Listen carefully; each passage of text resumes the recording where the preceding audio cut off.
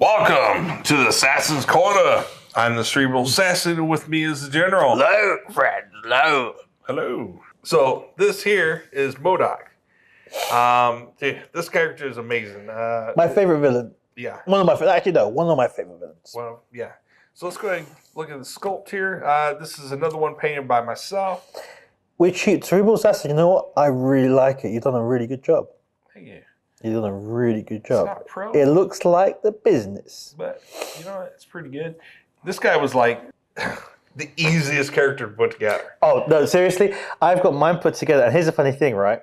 One of my pet peeves, and one thing I like about Games Workshop, is that the sprues are numbered, which is Marvel Crisis Protocol is the same, but the numbers correlate to the picture of how to build. Yeah. In Marvel Crisis Protocol, there are no numbers on how to build. It's just this part goes here, and sometimes you're scratching your head because some of the pieces are so bloody small. Like, where does this go? Yeah. Now, the thing about this one, I actually lost the piece of paper how to build M.O.D.O.K, but he's so simple and so easy to figure out that I didn't even need one. So he's one of the best ones to put together. I was very happy putting it together. Yeah, he was solid. All right, so let's go ahead and get into his character card. Yes. So, all right, he's got a 10 health. Huge. Range of, so he moves small. He's got a range of, height of 4. Yep. And he costs 5. So now, he's a little bit cheaper than Hulk. Don't be too afraid of this, because again, what I want to suggest to players is these bases, the big bases, effectively make them move quite a distance. Yep. So let's go into his defense. For physical, it's 2, energy 3, and 3 on Mystic. So a little bit better than the Hulk, because Hulk is a 2-2-3.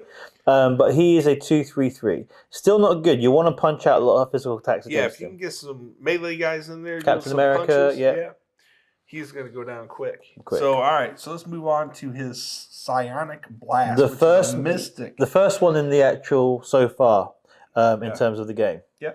So it's got a 4 range, 6 attack dice. That's huge. Huge. At 0 cost. 0 cost. Wow. Yeah, right. So after this attack resolved, the character gains power equal to the damage dealt. And then it's got sap power, which on rolling the whirlpools. Before damage is dealt, the target character loses 1 power for each whirlpool in the attack roll.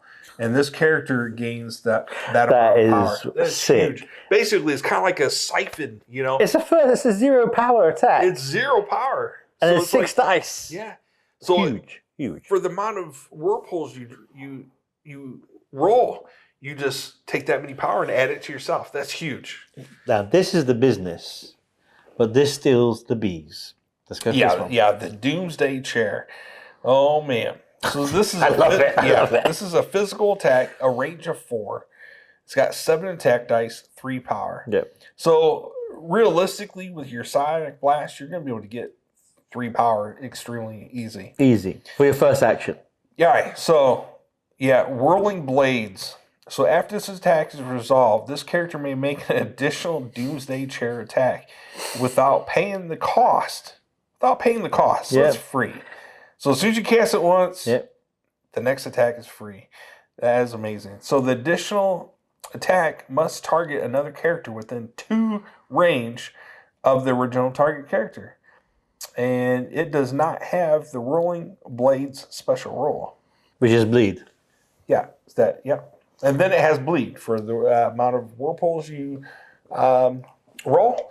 After this attack is resolved, the target character gains the bleed special roll. And what bleed does is if the character who's got bleed activates, it has to sacrifice an activation to get rid of bleed or suffer a damage, which can be key. Yes. Now, this is huge because you get to fire it twice. You don't get bleed for the second action, but 7 dice causing damage is a big deal in this game. Huge. Big deal in this game, and the potentially got 3 shots there, 3 attacks. Yeah. Let's move on. All right, so let's go on to its active abilities, which is Bow to the Will of M.O.D.O.K. Choose an enemy character within range 3. Advance that character's range small. A character can be affected by the superpower only once per turn. So basically, what he can do is help your guys advance. He pushes an enemy character forward towards you, S. Or you can push it back any way you like. Yes. Now, I like him because if you synergize him with Crossbones, Crossbones' problem is getting across the board. But if you're pushing someone forward S, Crossbones is a brawler. Once he's right in your face, he can take you out straight away. Yeah. He is really hard. So he's good in bringing enemies towards you, so your other characters can start beating them up. Or if you want to push them away from an objective, well, there you go. Yep. So that costs 2 power. So let's move on to the next active ability, which Imbecile! That's the way I think he says it. Imbecile! All the world is a weapon to M.O.D.O.K. All the world is a weapon to M.O.D.O.K. That's right. So it's got a power of 2 costs. Choose an interactive terrain feature that's size 3 or less. His thing. And throw it range 3. You throw it. I'm sorry. Less than 3 range. And you throw it long. That is huge. You can only use it once per turn. So anything with size 3, if you throw at someone, that's 3 extra damage dice. Yeah. That is lampposts, cars. Cars are size 3, I think, or whatever. Yeah. Whatever size 3, you just get to start smashing people in their heads. I like it. All right, so let's move on to its inactive ability, which is P-Brain. P-Brain? M.O.D.O.K. genius is infinite. Go on. There we go. All right, so after this character rolls attack or defense dice, it may spend an amount of power to use the superpower. For each power spent, the character may re-roll one of its attack or defense dice. I love it. Yeah, so for every power you use, you get to re-roll. So this is where it gets sick for attacks. You technically can have 3 attacks here. Yeah. Right? If you're part of the Cabal, when you cause a point of damage, you get additional power. Yeah. Okay?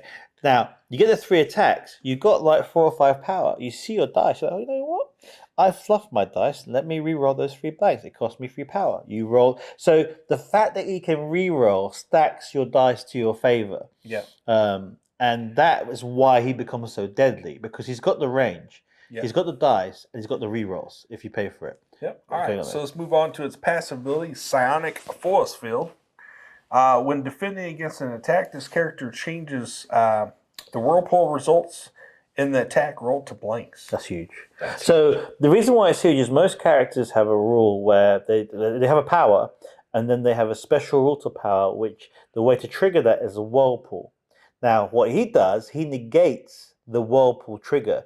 And whirlpools are damage anyway. So whirlpools do 2 things. They do damage, like normal damage and criticals, but they also trigger special effects. Yeah. So the reason why he's kind of cool is he already debuffs any special effects against him if they've rolled a whirlpool. So stuff like stagger and stun after an attack or bleed don't affect him, because when you roll the whirlpool, he changes the results to blanks. Huge. So the only way you can damage him is for a normal damage roll or a critical. That makes him a pretty big, dangerous character in the game. It does. All right, let's go ahead and flip him. Let's see what we got here. Now he gets weaker. Here we go. Yeah, he does. So his health is 4 now. Yeah, so he starts with 10. He goes down to 4, 14. He's a lot more easy to kill, but he basically has 14 wounds in total if you count both sides. And everything is the same, really. There's no real different change. He just becomes a lot easier. Yeah, it loses its force. Let's see, it's Forcefield. Oh yes, it does. It does. Wow, so he actually really does kind of like he's one of the characters that actually becomes weaker. He still has his 4 health. He still gets everything else except for the Forcefield. Now, what I would do is I'll use that tactic card that gives you health back. Keep him alive as long as you can, because these 2, in combination with P-Brain, this is huge. Yeah, this 10 health matters. So if you can keep him in this phase without flipping him, that's key. Because once he flips, he's only got 4 health. And that's it. Easy beans to take him out. He loses the force. Get Captain America in his face. He's got no force field. Boof, he's got. All right, well, I hope you guys enjoyed this video of M.O.D.O.K for Marvel Crisis Protocol. Make sure to check out, we got more videos to come. Make sure to like, subscribe, and comment below. Let us know what you've done with M.O.D.O.K, maybe some strategies that you've done with them. Yeah, please do. He's an amazing character.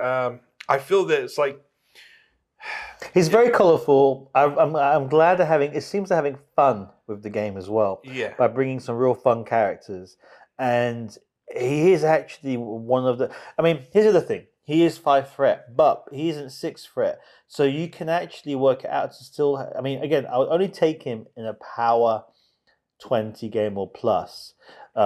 This is my personal. I may be wrong. I mean, we'll play some battle reports. Super Assassin may take 4 heroes. We'll see. We'll Throw how it goes. But my issue is I rather have 5 heroes all the time than 4, and that's because I get an extra 2 activations. Yeah. So that's why I think it's huge, because the less heroes. Because if you lose 1 hero, you only got 3 heroes left. You may not take him out, but if you lose on a hero, you only got 3 guys left. The guys have got 5 activations. So I think in this game that's kind of huge. But if you keep him in like a 20 power point where you got 5 heroes, my comfort zone right now in this game so far is 5 heroes at all times. But it's all through trial and error. I want to see your comments. We'll play some games. We'll figure more stuff out. And we'll see how we can fit them in smaller games if that's possible. Now, the only way that'll change is when you start using more threat 2 characters. Like you have O.K, I think she's called from Wakanda, who's 2 threat. You got Black Widow, who's 2 threat. So if you want to use, I'm a Puritan. My problem is I can't use either because they're heroes. Yeah. But you can you can mix villains and heroes in the game. You can, but I don't. I like to just play them as a story villains. I don't care if you guys, anyone plays with me with heroes and villains mixed. That's fine by me. I just like to keep it straight from the comic book, basically. For me, I'll have to wait until they bring more threat 2 characters, which is their points cost, for me to justify putting them into a 17 threat list, so I can get my 5 heroes or whatever.